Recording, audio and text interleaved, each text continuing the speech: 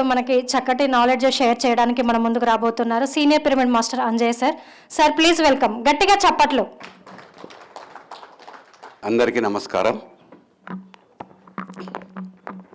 Okay, అసలు ధ్యానం ఎందుకు చేయాలి అనే దాని గురించి తెలుసుకుందాం మనం. సుఖము, సంతోషము, ఆనందము, ఈ మూడు ఒకటేనా వేరువేరా? వేరువేరు కదా. ఓకే, ధ్యానం చేస్తే సుఖం వస్తుందా? ఆనందం వస్తుంది. సంతోషం వస్తుంది. అంటే ఆనందం వస్తే అన్నీ వస్తాయి, కానీ సుఖం వస్తే సంతోషం రాదు, ఆనందం రాదు. సంతోషం వస్తే సంతోషం సుఖం వస్తుంది, ఆనందం రాదు. కానీ ఆనందం వస్తే అన్నీ వస్తాయి. ఓకే, తర్వాత ఈ ఆనందం ఎక్కడుందో తెలుసుకోవాలి మనం. ఆనందం ఎక్కడుందో తెలుసుకుందామా? తెలుసుకుందాం.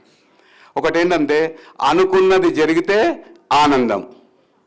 అనుకున్నది జరిగితే ఆనందమే కదా. ఏదైనా సరే మనం ఒకటి అనుకుంటాము, అది జరిగితే మనకు ఆనందం, కానీ అది ఆనందం కాదు, అది సంతోషం. తర్వాత జరిగింది స్వీకరిస్తే ఆనందం. అనుకున్నది జరిగితే సంతోషం, జరిగింది స్వీకరిస్తే ఆనందం. ఇందులో ఒక చిన్న సీక్రెట్ ఉంది. అంటే ఏదైతే జరుగుతుందో దాన్ని యాజ్ ఇట్ ఈజ్గా మనం యాక్సెప్ట్ చేస్తే అది ఆనందం. అనుకున్నది జరగడం అనేది ప్రాపంచిక విషయం, జరిగింది స్వీకరించడం అనేది ఆధ్యాత్మిక విషయం. ఒక చిన్న స్టోరీ చెప్పుకుందాం. ఒక అతను ఇలా నడుచుకుంటూ వెళ్తున్నాడు. మామూలుగా ఏదో పాటలు పాడుకుంటూ ఇట్లా లాలా అనుకుంటూ ఇట్లా వెళ్తుంటే ఏమైందంటే, ఒక చిన్న రాయి తట్టు తలిగి కింద పడిపోయాడు. తట్టు తలిగి ఏం చేసినాడు, కింద పడిపోయాడు. అబ్బా అని చూస్తే ఇది మొత్తం ఇదంతా ఈ రెండు కాళ్ళు బాగా డ్యామేజ్ అయ్యి రక్తం కారుతుంది బాగా.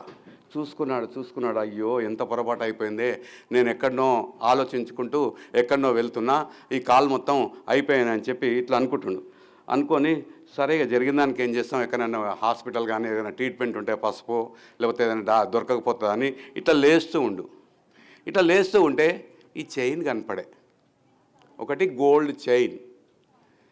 తాను ఎప్పటి నుంచో 6 నెలల సంది ఇలాంటి చైనే అనుకుంటున్న చైనే ముందల కనిపించాయి.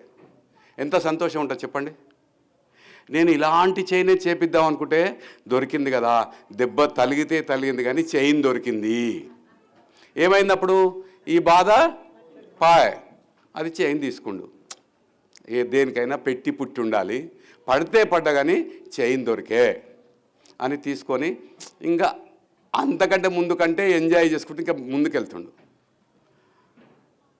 అక్కడి నుంచి ఒక ఇద్దరు ఊరికొచ్చి చైన్ చూసుకొని, ఇది మా చైన్ అండి, ఇది జారిపోయింది మా చేతిలోకి వెళ్ళి, నేను చేతిలో పట్టుకొని పోతుంటే జారిపోయింది, ఇది నా చైన్ అన్నాడు. అనగానే వాళ్ళకి ఇచ్చేసిండు. మళ్ళీ అప్పుడు ఆనందం పోయి ఏమొచ్చింది? బాధ కాదా వచ్చింది. వాడు ఏం చేసినట్టు మళ్ళీ వాళ్ళు తీసుకొని పోతుంటే ఒక ఇద్దరు బైక్ మీద వచ్చారు స్పీడ్గా. వచ్చి ఆ అబ్బాయి గల్ల పట్టుకురు. ఏమరా ఎక్కడ కొట్టుకొస్తున్నావు, ఇది అమ్మాయి చైన్ కొట్టుకొస్తున్నావు అన్నారు పోలీసు వాళ్ళు, సివిల్ పోలీస్.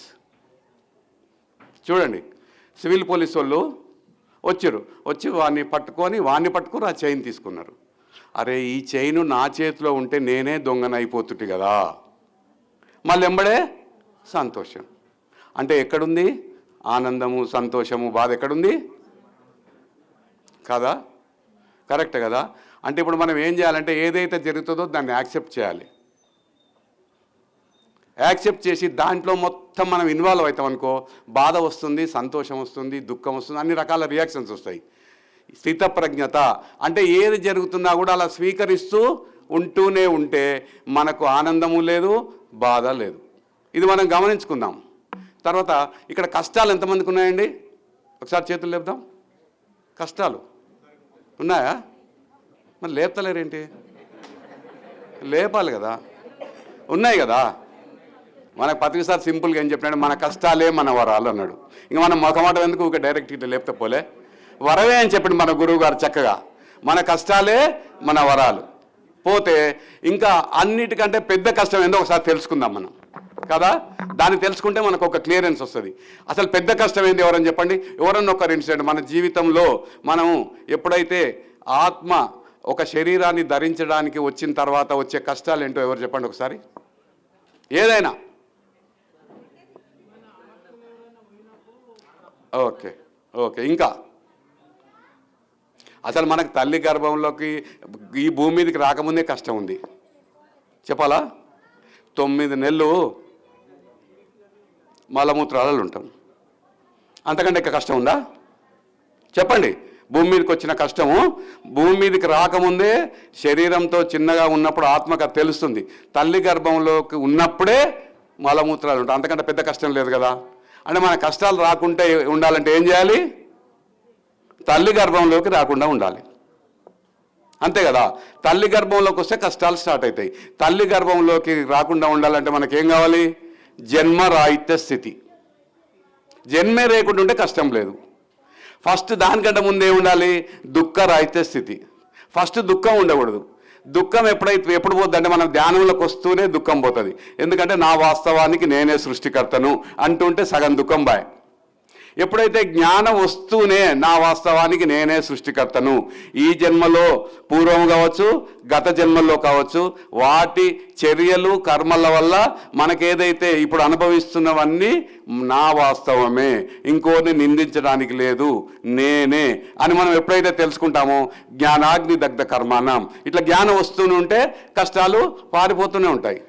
తర్వాత అదేమంటారంటే దాన్ని పత్రిసారి ఏం చెప్పినట్టు చక్కగా నిర్వాణము అని చెప్పిండు. నిర్వాణం అంటే దుఃఖము లేకుండా ఉండడము, దుఃఖరాహిత్య స్థితి. తర్వాత దుఃఖరాహిత్య స్థితికి వచ్చిన తర్వాత చాలామంది సిద్ధుల వెంటబడి దాన్ని వదిలేస్తారు. సాధన మనం కంటిన్యూషన్ చేసినట్టయితే పరినిర్వాణము. పరినిర్వాణం అంటే జన్మరాహిత్య స్థితి. కర్మచక్రంలో నుంచి బయటపడతాం మనం, పరినిర్వాణ స్థితి. తర్వాత ఇంకా సాధనను వదిలిపెట్టుకుంటా ఎవరైతే ఇంకా సాధన చేస్తారో అప్పుడు నిష్కామ కర్మస్థితి వస్తుంది మనకు. అంటే సంకల్ప శక్తి స్టార్ట్ అవుతుంది. రామ్ సార్ నిన్న మొన్నటిదాకా మనకు 9 రోజులు అంది సంకల్ప శక్తి మీద ఎంత చక్కగా చెప్పిండో. సంకల్ప శక్తి అంటే మహాపరినిర్వాణ స్థితి, సృష్టించే స్థితి. సార్ చెప్పేట్టుగా ఎన్నో సృష్టించినని సార్ ఏమంటే ఉంటే నేను ఎన్నో చూసిన సారు ఇట్లా అనుకుంటే అట్లా వస్తున్నాయి ఏంటబ్బా అని అడిగితే దాని సీక్రెట్ ఎన్నోసార్లు చెప్పిండు. మళ్ళీ ఇక్కడ ఎంత చక్కగా దాని గురించి ఇంకా రోజు రోజు వింటూ ఉంటే ఆ సంకల్ప శాస్త్రము, సంకల్ప స్థితి, మహాపరినిర్వాణ స్థితికి మనం ఎప్పుడైతే చేరుకుంటామో పరబ్రహ్మ స్థితి అదే, పరినిర్వాణ స్థితి అదే. Acceptance, complete acceptance. నిష్కామ కర్మస్థితి అంటే పని చేయడము. 12వ అధ్యాయం 12వ శ్లోకం, శ్రేయోహి జ్ఞానం అభ్యాసాత్ జ్ఞానాత్ ధ్యానం విశిష్యతే ధ్యానాత్ కర్మఫల త్యాగం త్యాగాశ్చాంతిరనంతరం. శాంతి పూర్తిగా కర్మను మొత్తము నిష్కామ కర్మస్థితి. ఎంతవరకైతే మనం ఆ నిష్కామ కర్మలు, నిష్కామ కర్మ అంటే ఏం లేదు, ఇక్కడ చేస్తుంది అందరు ట్రస్ట్ మెంబర్స్ అంతా చేస్తుంది నిష్కామ కర్మే. వాళ్ళందరికీ ఒకసారి మనం ఇప్పుడు గట్టిగా చప్పట్లు కొట్టుకున్నాం. వాళ్ళకి ఏమన్నా వస్తుందా? వాళ్ళు దాని సీక్రెట్ తెలుసుకోరు. పత్రిసారి చెప్పింది ఏంటంటే నిష్కామ కర్మ సేవ అంటే ఏమీ ఆశించకుండా విశ్వ కళ్యాణం కొరకు అందరూ పని చేయడానికి సిద్ధమై మనందరము వాళ్ళకు చేయుతో అందిస్తూ చేస్తూ ఉంటే ఈ 9 రోజుల్లో సజ్జన సాంగత్యం, తర్వాత ఆచార్య సాంగత్యం, తర్వాత ధ్యానము, స్వాధ్యాయము, 5 ఫింగర్ కాన్సెప్ట్ ఎంత చక్కగా జరుగుతున్నాయో కాబట్టి మనం అంత చక్కగా మనం ఎంజాయ్ చేస్తున్నాం. ఈ 9 రోజులు ఇక్కడ ఏంటుంటుంది, ఈ వైబ్రేషన్స్లో ఉంటేనే అన్నీ సాధ్యం. మనం అన్నీ మర్చిపోతాం. ఇంకా ఇలాంటి స్థితి మొబైల్స్ లేకముందు ఇంకెంత బాగుండేదో. ఇప్పుడు మొబైల్స్ వచ్చినాక రోజు ఇంటికి మాట్లాడుతున్నాం, చేస్తున్నాం. ఆ మొబైల్స్ లేకముందు మొత్తం వదిలేసి వచ్చినాం, అప్పుడు ఇంకా బాగుండేది. వెనకటికి తీర్థయాత్రలకు అనిపోతే ఎంతో హ్యాపీనెస్ ఫీల్ అయ్యేవారు. ఇప్పుడు ఆ హ్యాపీ లేదు తీర్థయాత్రలకు వెళ్తే. ఎందుకంటే కమ్యూనికేషన్ ఉంది మనకి ఇంటి దగ్గర వాళ్ళతోని. వాళ్ళు వదిలిపెట్టి పోయినా ఒకసారి అంటే ఇంటికి వచ్చిందాక తూకోన్ మైకోన్. ఇప్పుడు ఎప్పుడైతే మొబైల్స్ ఉన్నాయో రోజు మాట్లాడమే. వాడు చచ్చిపోయిండు, వీని ఇంట్లో పెళ్ళి అయింది, వాళ్ళిద్దరు కొట్లాడుకుర్రు, వాళ్ళ ఇంట్లో ఇట్లా పోయారు, అత్త ఇట్లా, కోడలు ఇట్లా, డైలీ కమ్యూనికేషన్ విపరీతంగా పెరిగిపోయింది. కాబట్టి మనం ఆ స్థితిని పూర్తిగా ఇంకా అనుభవిస్తలేం. ఇక్కడికి వచ్చిన తర్వాత నెక్స్ట్ ఇయర్ చూడండి, మీరు ఇక్కడికి వచ్చిన తర్వాత 9 రోజులు దాకా మా తెరువు 10 రోజులు దాకా ఎవరు రాకండి, మేము బ్రహ్మాండంగా ఉంటాం. మాకేమైనా ఇబ్బంది ఉంటే వేరే వాళ్ళ ఫోన్ చేపిస్తాం, కానీ మాకు ఫోన్ చేయకండి అని మీరు చెప్పండి. ఒకసారి 10 రోజులు ఇట్లా వదిలేసి చూడండి. ఎందుకంటే మేము 5 రోజులు మేము ఇదివరకు ఈ సిద్ధ సమాధి యోగలో పోగానే మా ఫోన్లు పర్సులు అన్నీ తీసేసుకుంటారు. ఏం లేదు, వాళ్ళు పెట్టిన తిండి తినాలే, టైము లేదు, మనీ లేదు, కమ్యూనికేషన్ లేదు. ఒక 4 రోజులు 5 రోజులు కనుక మనం మన సమయాన్ని సొంతంగా ఇట్లా ఒంటరితనాన్ని ఎంజాయ్ చేయాలి. ఎంజాయ్ చేస్తే ఎంత బాగుంటుందో. తర్వాత ఇంకోటి ఏంటంటే మనం ఒక 10% టైంను మన కొరకు కేటాయించుకోవాలి. 30 డేస్లో 3 రోజులు మన కొరకు మనం కేటాయించుకోవాలి. 27 days ప్రాపంచికతకు వదిలేసి 3 రోజులు మన జీవితాన్ని పూర్తిగా మనం ఆధ్యాత్మికతకు కేటాయించాలి. అప్పుడు చాలా బాగుంటుంది. Thank you very much. Okay, Anjay సార్కి గట్టిగా చప్పట్లు కొడదాం ఒకసారి. ధ్యాన విద్యార్థి ప్రాజెక్టుని 2024లో 70 స్కూళ్ళకి వెళ్ళి తను చెప్పడమే కాకుండా అక్కడికి వెళ్ళి కొంతమంది టీచర్లను మోటివేట్ చేసి ఇంతే సింపుల్ స్కూల్కి వెళ్ళడం ధ్యానం చెప్పడం, ఇంత సింపుల్గా ఎవరైనా స్కూళ్ళకి వెళ్ళి ధ్యానం చెప్పొచ్చు అని చెప్పి ఒక 20 మంది టీచర్లు ధ్యాన విద్యార్థి టీంలో యాడ్ చేసి మొత్తం అంతా తిరుగుతూ ఉన్నారు. 2025 మొత్తం ధ్యాన విద్యార్థి కోసం టైం కేటాయిస్తున్నారు సార్. అన్ని స్కూళ్ళకి ఎవరికి పిలిస్తే అక్కడ పోతాడు. గట్టిగా చప్పట్లు కొడదాం. Thank you very much sir.